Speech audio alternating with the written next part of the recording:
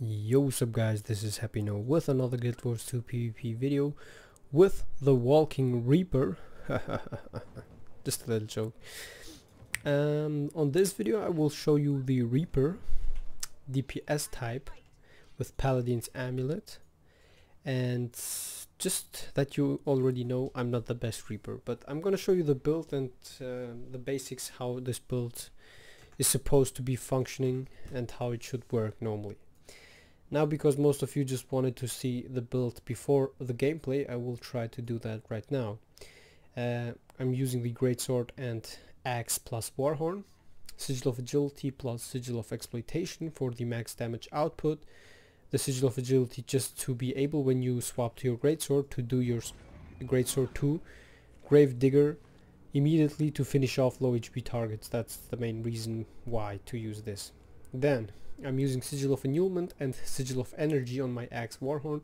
This is just because of, quality reasons, so I have an extra dodge. Plus, when I use my Ghastly Claws, I will immediately remove 2 boons from my enemy and maybe deal heavy damage onto that. The next is Rune of the Chronomancer, which is Power Precision, and the last boon, apply 2 seconds of quickness when you cast a well, which you can see tier 1, 2, 3. We are using 3 wells and we will have therefore 3 times quickness. This is a quickness build with wells. And now the amulet, yes, I said it, Paladin's Amulet, Power, Precision, Toughness and Vitality. As you can see here, Reaper Shroud has only 17k life force, which normally you have more, but that's like the basic with those 25k HP. And then I'm using Blood Magic, Spite and Reaper.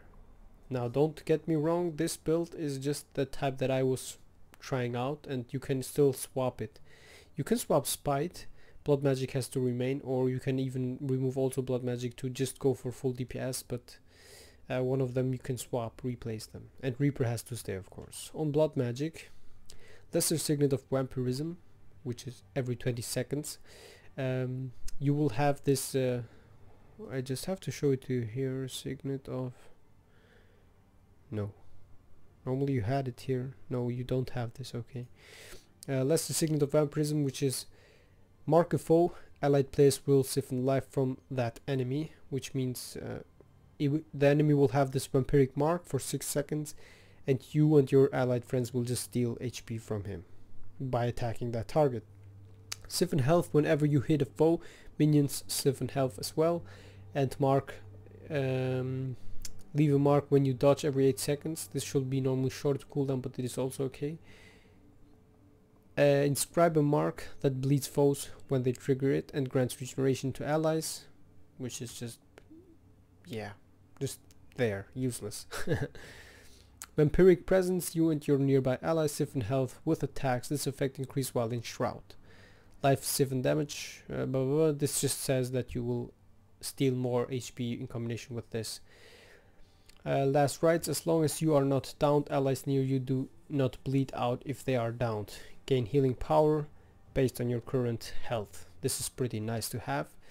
This just means that downed allies, if you are near them, they won't die, I guess. I'm not so sure, but this says it here.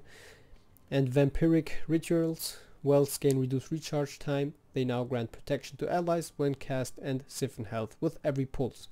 This is basically the main trait why I'm using wells. And if you will remove Blood Magic, you will have also to not play with wells. This is just by the way type.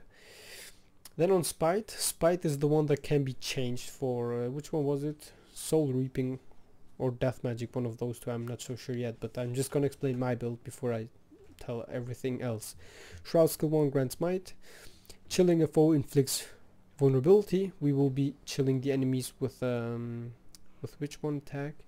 With some auto attacks. Whenever you inflict fear, you also chill, yeah. When we fear someone and when we use the Reaper 5 attack, we will chill. And this will inflict vulnerability as well. Deal increased damage to foes with a boon.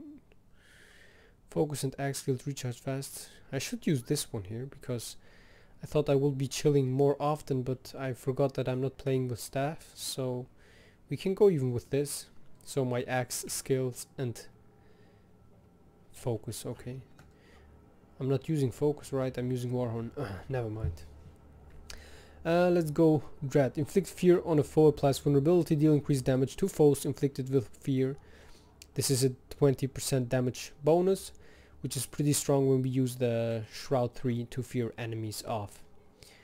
Otherwise you can also just go with Lesser Spinal Shiver if you like this more. And I was just...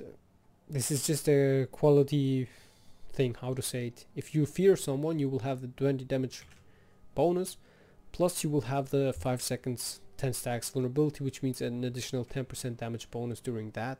And you can just get the 30% damage bonus, which is pretty strong. But to keep in mind, Lesser Spinal Shivers deals also pretty heavy damage. Damage 3 boons. For each boon you will deal more damage to enemies every 16 seconds if the enemy is under 50%, but therefore I'm just gonna use Dread. Close to death, increase damage to enemies below the health threshold, which means an additional 20%. And you can see it here, only by those two traits you can have already a 50% damage bonus. For a few seconds only, but more than enough to burst down enemies pretty fast. Now for the maps, I'm not using Battle of Kylo because Battle of Kylo is a map where you have to port and stuff, so I'm playing a build that is pretty slow and just have to run other maps than Battle of Kylo, because Battle of Kylo you can still play it, but you are freaking slow. Then Reaper, Chilling Nova, critical hit against shield foes, cause an explosion that chills other foes as well. It will deal damage and additional chills. Striking a foe with vulnerability, increase your critical hit chance for each stack, which means we will have additional critical hit chance for each stack. Attack faster and gain ferocity while in a Reaper Shroud. Hitting with Life Reap, reduce the recharge of all Shroud skills. So let's talk about the build and what's your role. Your role is the damage dealer. You are pretty squishy and weak. Once your stability is gone, you will have only one stun break, and therefore you have to play it careful and patient. I know you are the damage dealer, but if you don't have any support, let's see, this guy is Dragon Hunter, so he's no Firebrand. I don't have any supporter here that can heal me and stuff, so I have to play it passive and just join the battle to deal damage and then retreat again, or finish off enemies, one of those types. And now how to show it to you perfectly. I'm gonna start with my axe and warhorn for range damage, and then I will swap to my greatsword, immediately grasping darkness to pull enemies and apply just heavy damage. This is a ranked arena off season, so don't expect too much from my allies or enemies. What? Is the Mesmer really? Where's the Mesmer? I was for a second like, this guy seems to be dead. 3, 4, 5. Yeah, we are 5 players. Okay, so what I'm doing here is, you can see it here. We are chilling here. This guy is a Hammer Guardian. Okay. We should not focus the engineer. We should focus that guy, right? I lay down my well to deal damage. Now we can chill. I use my healing skill. I try to apply heavy damage and he's gone. No fear. I will be able to not finish him off. Oh my god, my team just ruined it. But we have 2 players on our close, man. We had it, you see. I laid down all my wells to apply damage and stuff, but never mind. That was a little bit bad here. You can see 35k damage by just a few single bursts, but my ally should get support, yeah. They can win this now, 1v2 here, if the Dragon Hunter does not die, and this guy is just FKing. Why? Locust Swarm for the movement, and I can't go far right now. We just lay down this, all my wells. I try to fear the enemies off after if they join here, but I'm not able to. I'm not able to get the revive in time, so I just try to do damage. I need to run away.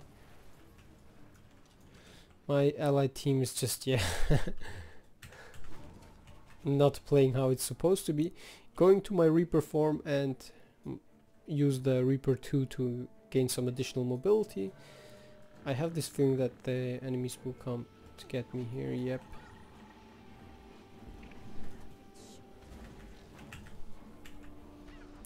Oh my god.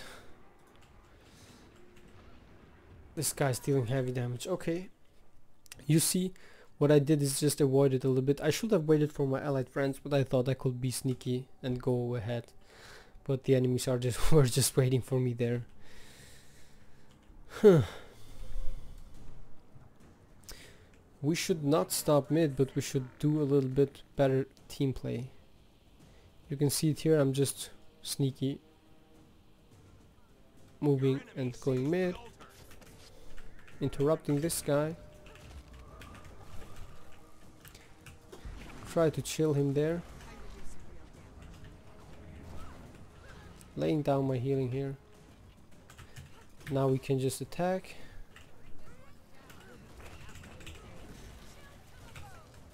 Avoid that.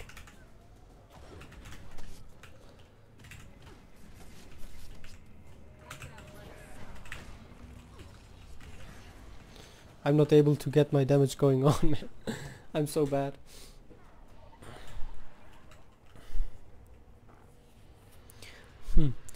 I have still to struggle a little bit because I don't have my... If I would have got a max Reaper form. You see my team is also nowhere. They could easily kill this guy right now, but they are nowhere. And what I wanted to say is, if I will get my Reaper form, I will be able to play more aggressive, but the problem that I have is that I'm not able to get those 70k Reaper form. You can see it here, one attack used, and my Reaper life force is already gone. And now let's just check out if I can do here some more damage. I just attack him because he might die here.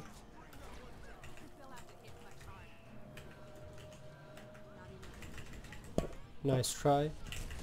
He's dead. You see, you have also to just see the situations. If you have one guy who's really low, you just should probably go ahead and kill him instead of doing something else. And what is this guy doing? I have no idea. Good job stomping him. Oh my god, what is he doing, man? I need to avoid getting hit. I'm not able to. And he will come for the revive. Okay, nice. I just try to get... I have no idea where he is. I just interrupted him. Nice little fear. And he's dead. Wow. The Steve is bad. But you also just can see here what you can do if you do it right. I was using my fear, my stun, to interrupt him, and I just made it somehow. Now my Ellie Necro should go far, but he seems to be a PvE player, man. He's not even reacting. I need to help him out right now. He will try to burst me, interrupt him. He jumps down. For what reason? I just decapped their farm. And maybe I will have to fight the thief again. Stability here.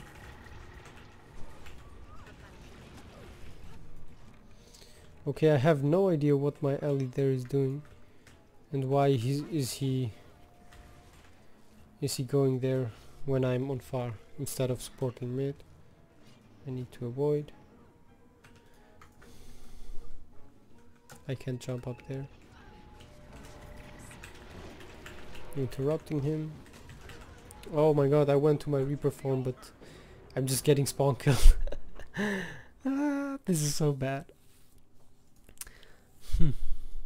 I want to teach you better to play better, but I'm always focusing at, shall I do this 1v1? I can kill him and stuff, but I keep on forgetting that I'm playing something new to me. I mean, don't get me wrong, I know Reaper and Scourge and everything. I know how to basically play them. He dodged that. I can do that. Now we can try to fear him. Now I can attack with my greatsword too, finish him off, and that's an easy mode. I can lay down my stability, auto attack him a little bit, use my healing skill, just going for the full cap here, and this guy just will die. Can he fear me from that distance? No. So I just get the full cap here, so we have 2 cap against 1 cap with the buff, and now we have the upper hand. We can just go for try to stun this guy. Now we can just finish him off pretty fast, and this game should be done. We have the buff. I need to go fast on mid. He can go far. We have the triple cap. You see, I also made, of course, a lot of mistakes, but that's basically because I'm not maining this. No, I'm too slow. Fearing him off, not fearing him.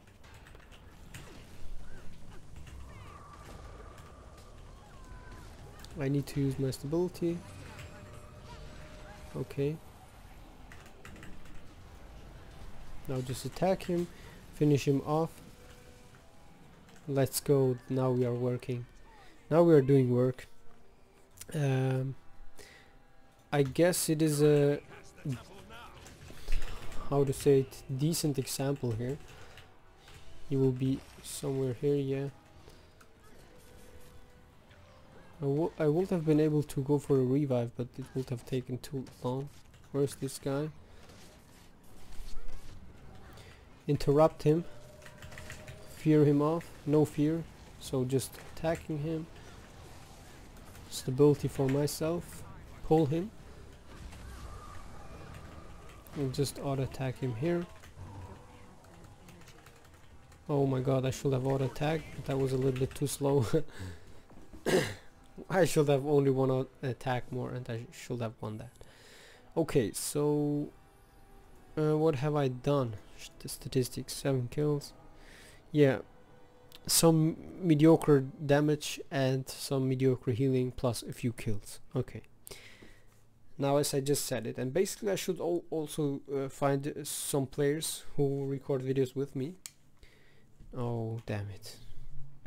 Why do I didn't even accept the loot. Why do I get it still? I don't want it. I don't want it. I don't want it. Tom of knowledge. Goodbye. I have just so much junk on my character here.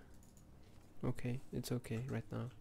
So let's go ahead and talk about the last things here. The build is all about applying damage and getting healed from someone, or heal yourself up, plus with the quickness, of course. Now, what was the thing here? Reaper's Onslaught, attack faster and gain Frosty while in the Reaper's Shroud. Hitting with Life Reap reduces the recharge of all Shroud skills. This is just for the damage reason, by the way. So I just showed you the build, and I also showed you now some gameplay. Now to the skills. I'm using the 3 wells just because the Well of Blood will heal you for 6k, plus it will how to say it, it does not say heal per second. Yeah, this one here, heal per second 500, and it has a 5 seconds duration, which means it will heal you an additional 2.5k, which means how much should that be? 8k, right? 8k something something, 87, something like that. Plus you will siphon life by doing damage, and from the well as well. So if enemies stay into this circle, they will get damaged. You will heal, and when you do damage you will also get healing. Plus, as you can see here, you will get protection from you for you and your allied friends, which is pretty nice to have, especially in team fights. And the next thing that I'm using is Plague Signet. This is pretty strong against Condi Mesmers. If they Condi bomb you, you can just transfer all conditions to your enemies, which is done when you are really low. You can also just use it as a stun break, but it's recommended to use it for Condi transfer. And then Well of Suffering. This is just there to deal damage, damaging foes and inflict vulnerability. And of course vulnerability in combination with the build, we will have additional critical hit chance and additional damage of course when we do that. Then the last one is Well of Power. 32 seconds cooldown is a little bit long. It's not really long, but it's somewhere mediocre type. And what does this do is converting conditions on allies into boons and granting might. Plus of course it triggers stability now and then. You can see it here, stability, protection and might. Okay, the stability is only 1 second, it should be longer, but it is also a stun break. I thought it would have been longer, but it seems only 1 second. Never mind. Now, as you can see here, the build, and what I always recommend is to have at least 1 stun break, and we are using here 2 stun breaks and 1 damage dealing, 1 healing. And then for the elite, Chill to the Bone, just because it is like the best thing to use. But I can also see Lich form working to deal heavy damage and have your stability. But Chill to the Bone is nice to just freeze all enemies around you, inflict conditions on them and gain boons for each foe you freeze, which means you will have stability when you hit the enemies. You will also just have stability like without hitting someone, I guess. But it is a nice skill to just stop enemies from reviving or from stomping and stuff like that. You can see it here on the use. We can use it and we will gain stability when we hit enemies. And they will have a 2-second stun, which will be pretty nice for you and your team, because within those 2 seconds you can start reviving or you can just kill enemies like that. So for the combos, I'm just gonna attack like this guy. He might even kill me, but let's go and attack him. With the greatsword, I recommend to use greatsword 5, but with timing, not just like this. This guy's just running away. Greatsword 5. I'm not able to use it. I don't know why. Oh, I'm having the wrong target. Greatsword 5, and then we can just swap here. Use the well. Interrupt his healing skill, and now we can just fear him off. Try to auto attack, grant myself some stability. This guy is now gone. Stun break out of this. And I'm getting freaking heavy hitted here. I have no idea how this is even possible. I just pulled him. He's gone, yeah. This guy seems to be a good druid. Try to interrupt him, not able to. I'm just getting hit by everyone. Okay, never mind. Let's go ahead. Can someone just stomp me? Can you stomp me? He's not stomping me, okay. So basically I'm gonna show you better on golems because I'm not such a great reaper here. Let's go to the golems, okay. How to say it, I understand how Reaper works and Scourge and stuff, but it just takes time to do it right, to do it properly. So as I just said it, you can start with this and then with 3, immediately 3, and then just auto attack. I have this feeling that I just have lag. The 3 greatsword just deals enough damage, and then when the enemy is lower you can just go with your greatsword to just finish off enemies. Now greatsword 3 is the thing to use because it will apply vulnerability, plus it deals heavy damage. You can see it here, heavy damage, vulnerability 12 stacks, which will allow you to have additional critical hit chance against those enemies. For each stack 2%, which means 10 stacks, you will have an additional 20% critical hit chance onto those people, and you are also just able to deal heavy damage. Now for on point fights, I need to go to the undestructible golem. I have even my pet, I forgot about that. Let's go, where's the golem here? Here we go.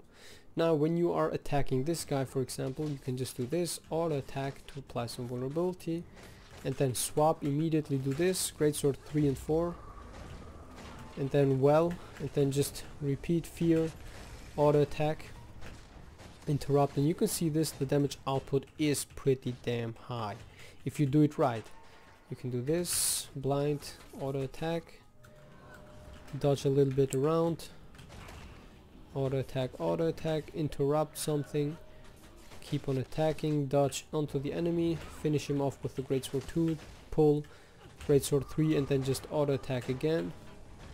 Repeat this process, and you can see it here. The damage output is pretty nice. 2.5k auto attacks, intense damage output, I will say. Now, what else can I show you? I don't know. The elite skill is there when you need to interrupt someone by using his healing skill, or elite, or stomp, or revive. The next ones, the wells, can be used more frequently because you have enough HP. So basically, if you have like 20k HP, or let's say 15k, and you are in a team fight, you can immediately use Well of Blood to be able to heal yourself up while dealing damage and while getting attacked. And let's go ahead last time against this Mesmer. Greatsword 2, 3, 2, swap weapons, use your well, attack like this, chill, and then just repeat damage, auto attack, axe 2, and finish off enemies. Now, Plague Signet is just there to use as a lifesaver if you're getting multiple times stunned and if you need to get out of dangerous situations.